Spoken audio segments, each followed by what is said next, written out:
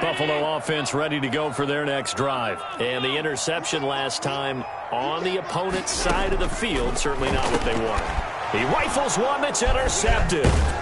Monte Nicholson picks it. And this one will be brought back to the 22. Second straight drive now here, Charles, that have ended with an interception. And I just wonder, because I don't think it's going to rattle him necessarily, but I also wonder if it's going to unnerve him a little bit. Does it lead to another one? Or does he find a way to pull it together and become sharp again? And they'll get him down right about the 20. 2 yards on the pickup there. It'll be 2nd and 8. Watching that play unfold and watching him complete it brought back memories of doing all those pursuit drills to make sure you don't over-pursue and let a guy get a cutback lane on you. He did that very well. You praised him on tape yesterday for the angles that... And that's going to be caught for a Browns touchdown. Kareem Hunt there to make the grab. And the Browns are going to tack on to their advantage.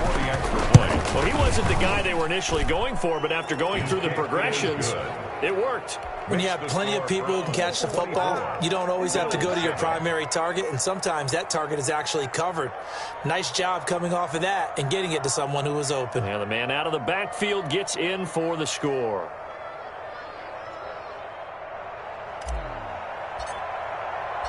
Out is the kickoff unit as they run up and send this one away. Taken about 7 yards deep. And he'll just sit on this one as their drive will start at the 25. 25-yard line.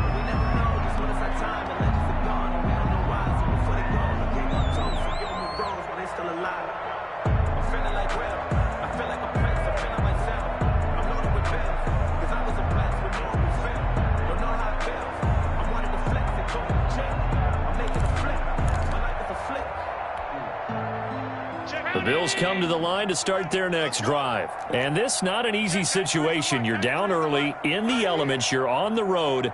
How do you get the mojo back?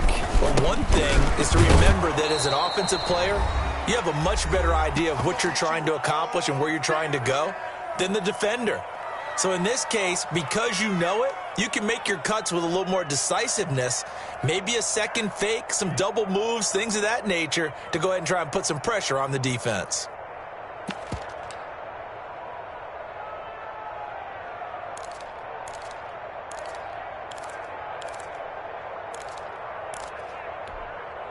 Coming up at the half, we remind you that we're going to do what we've done all year. We'll get you down to Jonathan Coachman in Orlando. Coach will have the lowdown of what's going on here this wild card weekend as we begin the road to the upcoming Super Bowl. And he's able to get out to the 32, brought down there. That might feel like a little bit of a lost opportunity there for the offense because the defense brought pressure that time. And sometimes against that, you can get it out to your running back, and it could turn into a big game downfield. But what a nice job they did getting to it quickly and holding them to a short game. Now the Bills are going to use the first of their timeouts as they'll head to the sideline and talk over what to do next.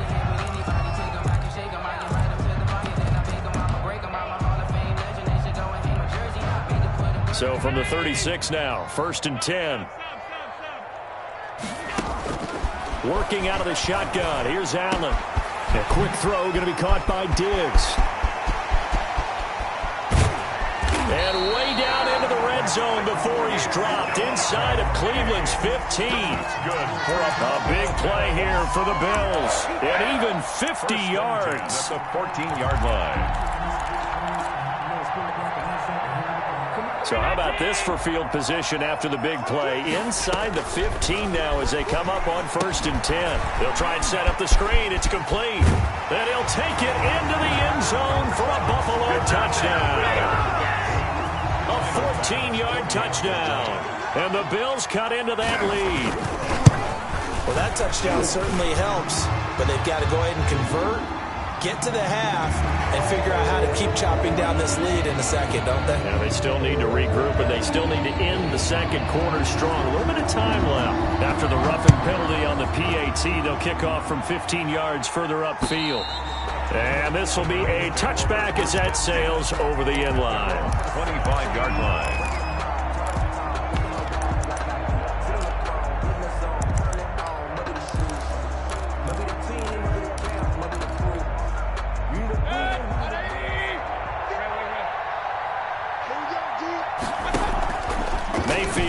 play fake.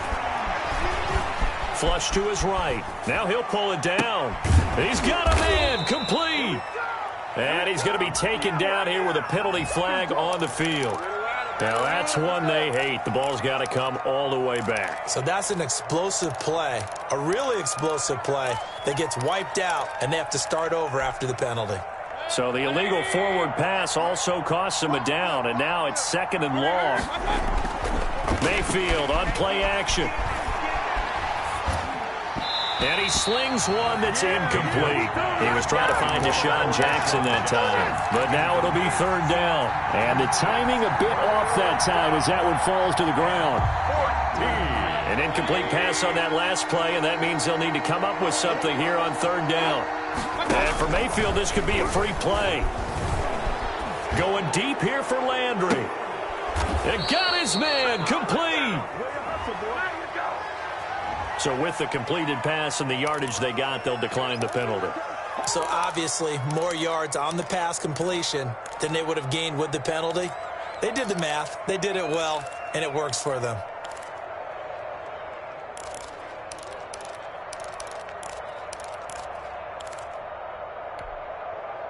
Good work that time to get him to jump, and now here's 1st and 10. They go play action. Mayfield. And he rifles it complete, caught by Landry. Now the Browns signal for the 2nd of their timeouts as the clock will stop with just under 30 seconds to go in the 1st half. Line of scrimmage, the 31 now on 1st and 10.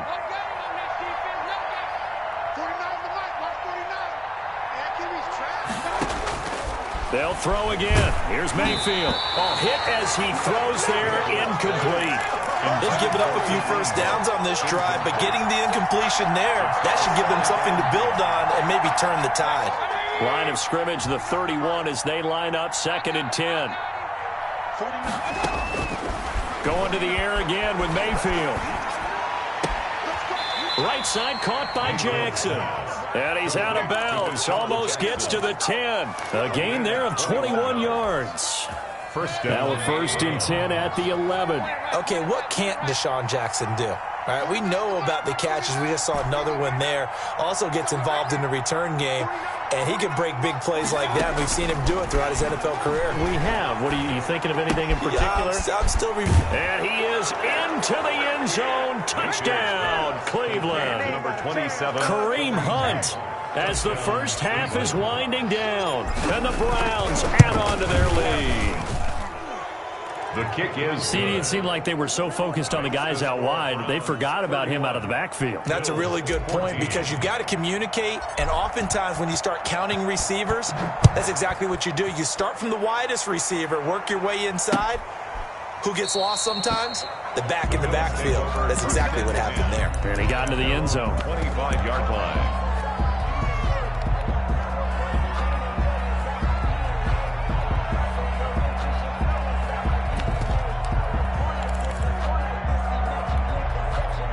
No reason to do anything foolish as they'll snap it one more time on 1st down.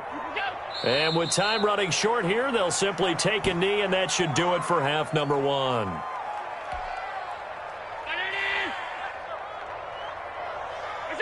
The final second ticks by, and that's going to do it for the 1st half of play.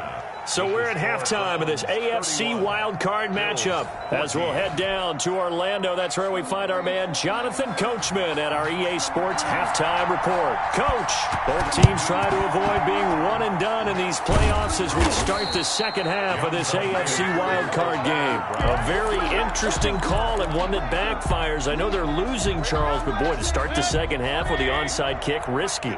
Felt like a sense of urgency from their side, coupled with, you and I both know the special teams coordinators, they sell their key plays each and every week to the head coach, don't they? And I guarantee he's been selling this one. We can get it, coach, we can get it.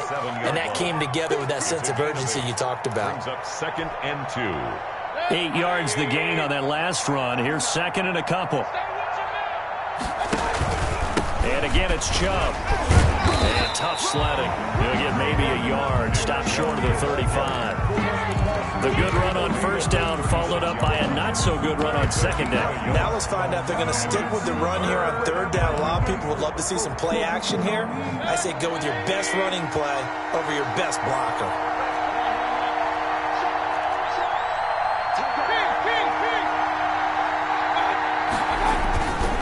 They'll run for it. Here's Chubb.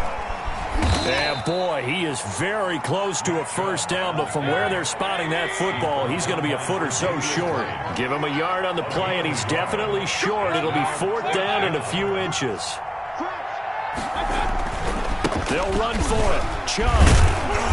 And he's going to get to the 31, enough for the first down.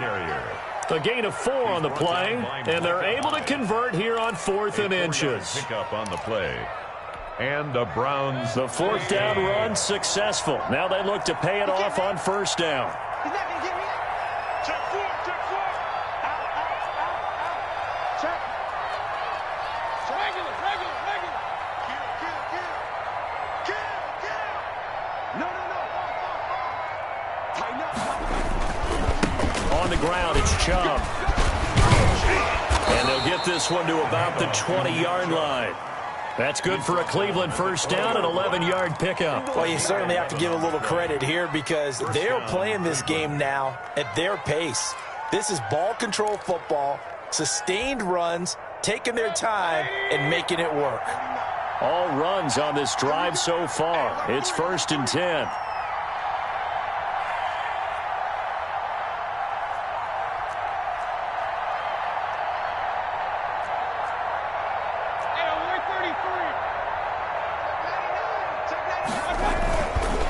Now Chubb. And they work this near the 5. He'll be stopped at the 6.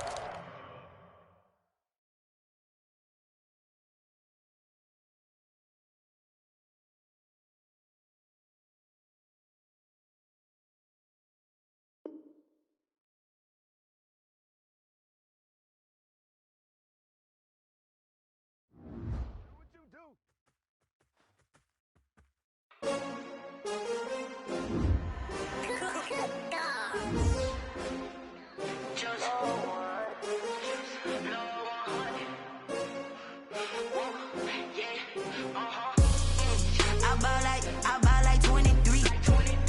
Won't fall again and I put that on me. Yeah, I feel the way, my heart all on my sleeve. Yeah, that's why I had to put my wrist on.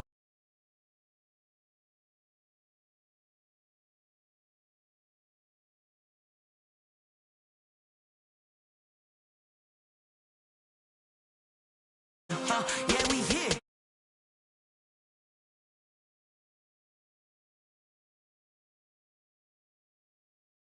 Hit scene, but I can't hear it when the crowd screams still ball.